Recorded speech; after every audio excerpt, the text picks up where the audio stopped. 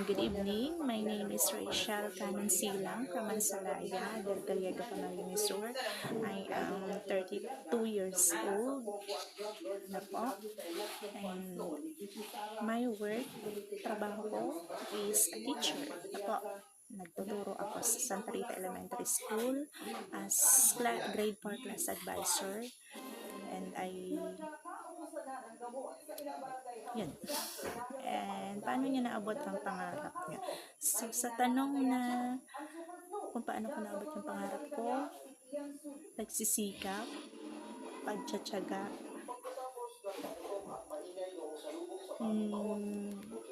sakripisyo. So, isa sa mahalagang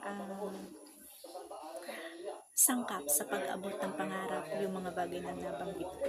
So, hindi mo siya maaabot ng one click lang, isang kisap mata. So, marami kang pagdadaanan na pagsubok, hirap, and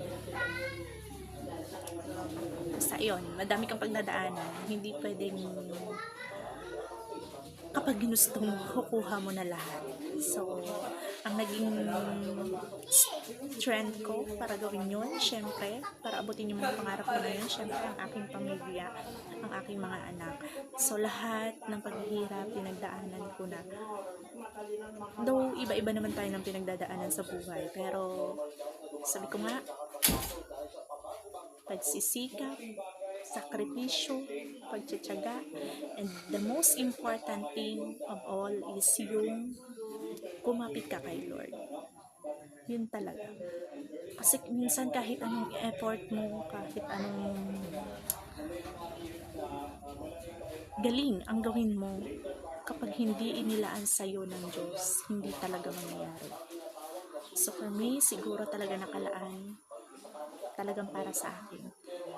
Kaya yung mga pagsisikap ko, yung mga pagtsatsaga ko, yung sakripisyo at hirap na pinagdaanan ko is that nagkaroon ng magandang outcome. Naabot ko yung pangarap ko. Naging isang guro ako. At ngayon,